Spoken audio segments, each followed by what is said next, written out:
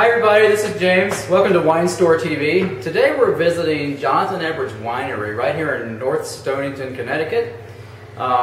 This is a winery that's been here a while and it's well established in the community. It's producing some fantastic estate wines as well as some California productions, which we'll talk about in a little bit. So let's go talk to my pal Susan Denise. She's going to tell us a little bit more about the winery. How are you today? Hey, this is Susan. Good to see you.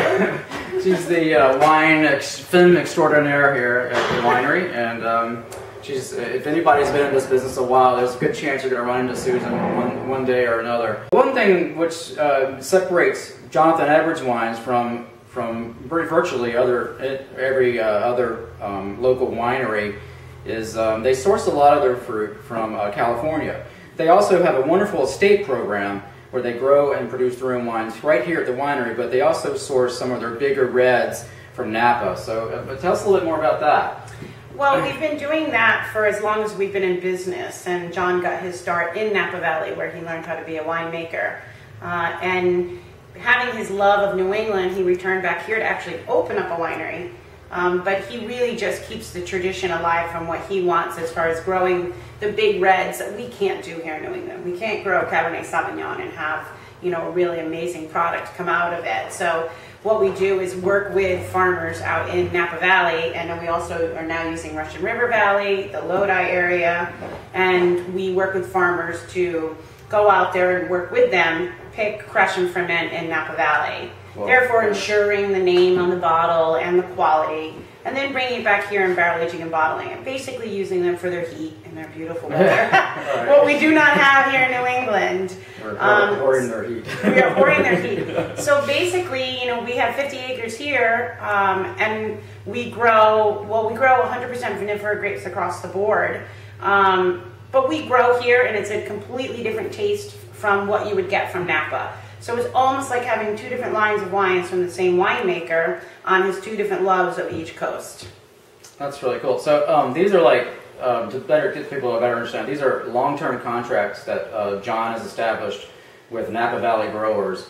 So a lot of times when wineries try this, it's usually on the short term, and you end up having a very inconsistent product. Mm-hmm. Whereas if you're dealing with the same winery, the same winemaker, or the same vineyard year after year, and you know these wines, you learn these wines, and your product product ends up being a lot more consistent.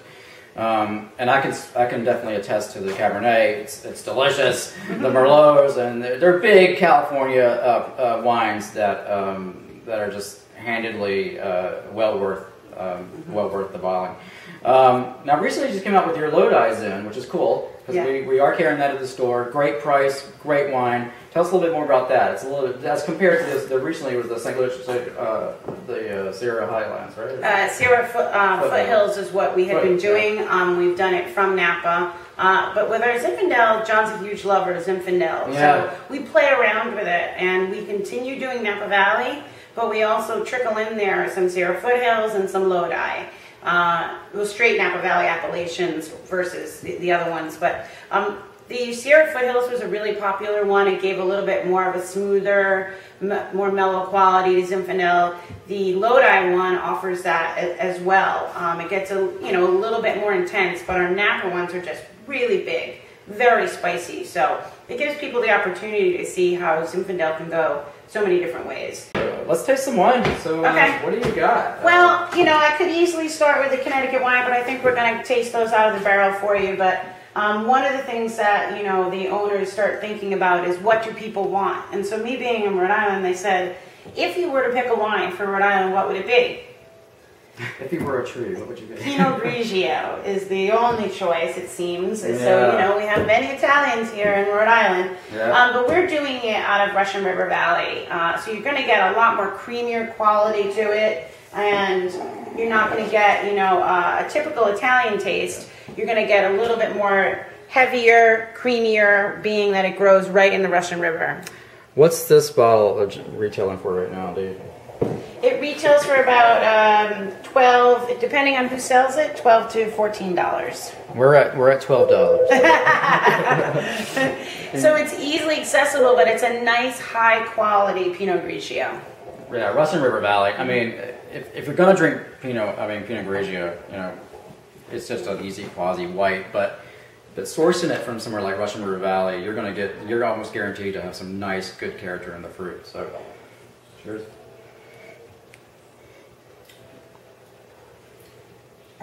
Yeah, exactly. So you definitely get that freshness. You definitely get that nice kind of apricot, tropical fruit flavor, which is a lot of times quintessential Pinot Grigio. But this one definitely stands out to me. I'm sure you can pick it up because it definitely has that nice, crisp, clean finish, and it just lingers. A fabulous food wine, I can imagine, right? Oh, exactly. We try to make a lot of our wines for food pairing. So this is going to be our 2012 Estate Gewürztraminer. This is really a beautiful wine. The 2012 estate wines across the board are absolutely fantastic, and they're looking at summer releases, so you have to think about these will be released in like 5 or 6 months. Right. But still totally drinkable right now for you and I. Estate grown. This is all estate grown. Yeah. So, I mean, just the nose, the aromatics and the bouquet on that is absolutely incredible. I mean, it's like picking a fresh gardenia flower or something, but you definitely get the fruit on that too. It's a fantastic nose. And it just comes through so soft and just floral, and I just want to smell it. Wow. Wow is right. I actually haven't tasted this in a very long time. I mean, the dimension is incredible. I'm getting like citrus, but you're also getting the tropical fruit component.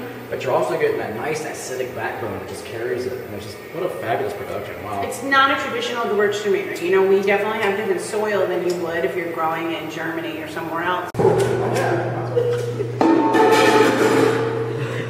He loves me. Okay. So right now, we're going to be tasting our 2012 Connecticut Chardonnay. Again, another really fantastic wine that we grow right here on the property. Like James said, we do grow Chardonnay in Napa Valley, and we also grow it here in Connecticut. This one is fermented in French oak and stored in French oak. I was like looking at the barrel for a minute.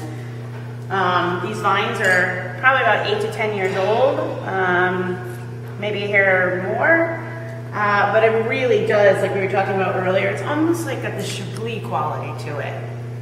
Again, this wine will probably be out late summer. Of course, we never really like to give dates on when it's ready because, with wine it takes time. When you're ready, you're ready. So this one's going to be a little while, but it's good to taste it. Again, just a wonderful nose, and you nailed it when you said it. Chablis character, I definitely get that. This is definitely still in a barrel.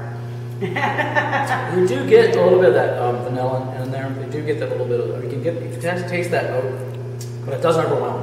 It's very soft, and it just almost like an afterthought. But generally, to me, it's more fresh, clean.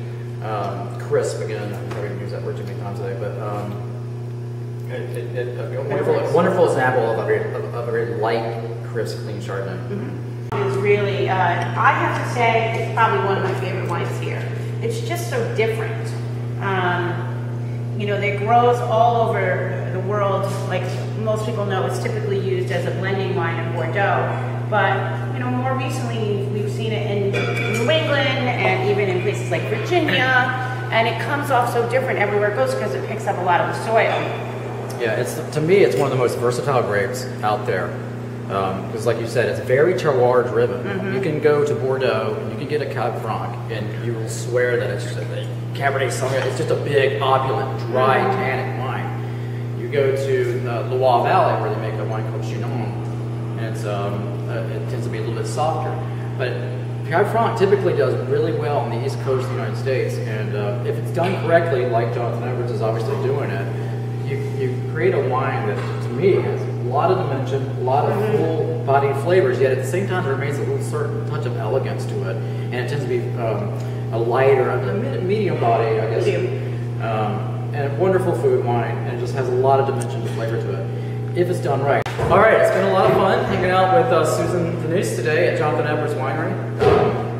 It's we're tasting the wines. Come on down to the store and check out some of the Jonathan Edwards wines we have. Come to the winery, and they do tours and things here all the time. And again, like we talked about earlier with all the events, there's a lot of stuff going on here, so it's a lot of fun. Check us out on our website page. It's www.thewinestoreri.com. Of course, check us out on Facebook. Please like us on Facebook, and like Jonathan Edwards, and check their website out as well. And you're guaranteed to run into one of us eventually if you stick around this business long enough in this area. So, cheers.